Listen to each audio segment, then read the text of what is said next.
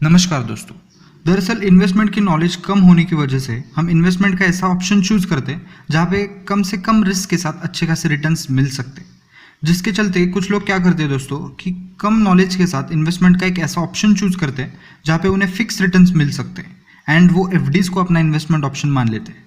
और दूसरी तरफ कुछ लोग क्या करते हैं, इन्वेस्टमेंट का ओवरव्यू लेते हैं एंड लिटिल रिस्क के साथ, थोड़ी बहुत रिस्क के साथ वो म्यूचुअल फंड में इन्वेस्टमेंट चालू करते हैं।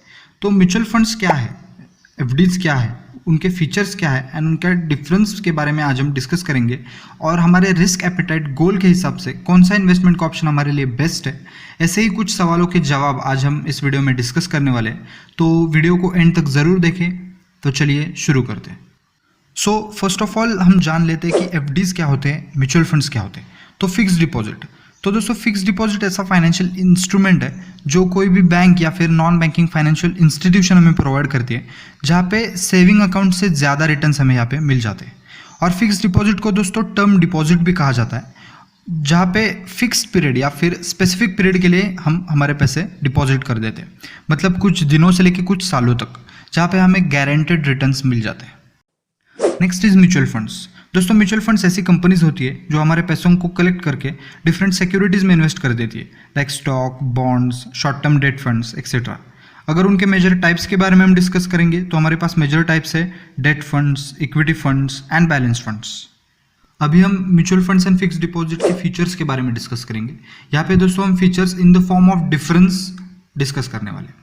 तो दोस्तों म्यूचुअल फंड में कुछ सेट रिटर्न्स नहीं होते, रिटर्न्स वैरी हो सकते हैं, आइदर वो हाई, लो या फिर निगेटिव भी हो सकते हैं। लेकिन फिक्स डिपॉजिट में दोस्तों हमें फिक्स्ड रिटर्न्स मिलते हैं, रिटर्न्स जो है वो कंसिस्टेंट रहते हैं थ्रू आउट द टेन्योर। उसके बाद दोस्तों प्रॉफिट जो है वो मार्केट के कंडीशंस के ऊपर डिपेंड होता है इन म्यूचुअल फंड्स, मतलब मार्केट में क्या हलचल हो रही है उसके ऊपर हमारा प्रॉफिट डिपेंडेंट रहेगा। लेकिन फिक्स डिपॉजिट में दोस्तों प्रॉफिट जो है वो मार्केट के ऊपर नहीं डिपेंडेंट होता है, वो अनअफेक्टेड रहता है by the market conditions. Mutual funds दोस्तों एक्सपेंडिचर एंड कॉस्ट एसोसिएटेड होते हैं, यहाँ पे हमें कुछ फीस या फिर कुछ चार्जेस देने होते हैं उन एसेट मैनेजमेंट कंपनी को जिसका म्यूचुअल फंड हमने लिया है।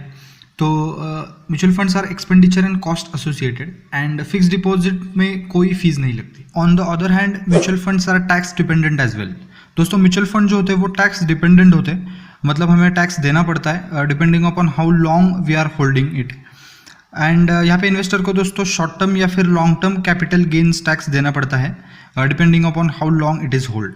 एंड फिक्स डिपॉजिट में दोस्तों क्या होता है कि मिलने वाले इंटरेस्ट के ऊपर टैक्स लगता है एंड टैक्स जो है वो डिपेंडेंट होता है upon the investors tax bracket. Investors tax bracket मतलब इन्वेस्टर के range of income subject to certain income tax rate. दोस्तों हम यहाँ पे इंटरेस्ट के ऊपर लगने वाला टैक्स कम भी कर सकते हैं with help of section 80C। अभी सेक्शन 80C क्या होता है, तो दोस्तों वो एक इनकम टैक्स एक्ट है इंडिया के अंदर जो हमें इंटरेस्ट के ऊपर लगने वाले टैक्स को कम करने में हमारी मदद करता है। ऐसे ही टैक्स कम करने के दोस्तों और भी वेज है और भी सेक्शंस है, इनकम टैक्स एक्ट्स है इंडिया के अंदर, जिसके ऊपर मैंने डिटेल में वीडियो बना दी है। मैं वो लिंक डिस्क्रिप्शन में डाल दूंगा, आप चाहो तो वो वीडियो भी देख सकते हो। सिमिलरली दोस्तों म्यूचुअल फंड में भी टैक्स कम करने के लिए, टैक्स सेव करने के लिए हमारे पास ऑप्शन है, that is ELSS, equity linked saving scheme. उसके मदद से हम म्यूचुअल फंड्स में लगने वाला टैक्स को सेव कर सकते हैं। Locking period is 3 years and in the case of the fix deposit the locking period is 5 years। तो दोस्तों अभी एक इंपॉर्टेंट सवाल हमारे पास आ जाता है कि who should invest in FD में किसे इन्वेस्ट करना चाहिए। तो दोस्तों एफडी में उसे इन्वेस्ट करना चाहिए जो ज़्यादा रिस्क नहीं ले सकता है, या फिर जो रिटायर्ड हो चुका है और उसे स्टेडी इनकम की ज़रूरत है, या फिर हाउसकीपर जिसके पास एक रिजनेबल अमाउंट ऑफ मनी है और वो खोना नहीं चाहता है, तो उस पर्सन को दोस्तों एफडीज में इन्वेस्ट करना चाहिए। Next is mutual fund. Mutual fund में किसे इन्वेस्ट करना चाहिए, तो दोस्तों जो एक शॉर्ट टर्म या फिर लॉन्ग टर्म गोल अचीवर है, जो ग्रेटर रिटर्न्स चाहता है as compared to the traditional savings, या फिर जिसे अपना पोर्टफोलियो जो है वो डाइवर्सिफाइड चाहिए, तो उस पर्टिकुलर पर्सन को जो है वो उसे म्यूचुअल फंड्स की तरफ जाना चाहिए। अभी तक दोस्तों हमने सब कुछ ऊपर ऊपर से देख लिया, लेकिन एग्जैक्टली बेटर ऑप्शन कौन सा है। तो दोस्तों बेटर ऑप्शन चूज करने के लिए हमें कुछ पॉइंट्स को यहाँ पे अंडरस्टैंड करना है। तो फर्स्ट वन इज बेनिफिट। मेरी बेनिफिट की डेफिनेशन क्या है, मतलब मुझे कॉस्ट सेविंग के लिए इन्वेस्टमेंट चाहिए, टैक्स बेनिफिट्स के लिए चाहिए, रिटर्न्स के लिए चाहिए, अकॉर्डिंगली मुझे इन्वेस्टमेंट का ऑप्शन चूज करना चाहिए जो मेरे लिए सही है। दोस्तों इन्वेस्टमेंट ऑप्शन जो मैं चूज़ कर रहा हूँ उसमें कौन कौन से रेस्ट्रिक्शंस है वो भी देखना बहुत इंपॉर्टेंट है। उसके साथ उसमें रिस्क कंसिडरेशंस क्या क्या है, और उसके साथ दोस्तों short term and long term objectives के ऊपर भी फोकस करना बहुत इंपॉर्टेंट है। मेरे short term long term objectives क्या है और उसके हिसाब से मेरे लिए बेस्ट कौन सा है वो देखना बहुत ज़रूरी है दोस्तों।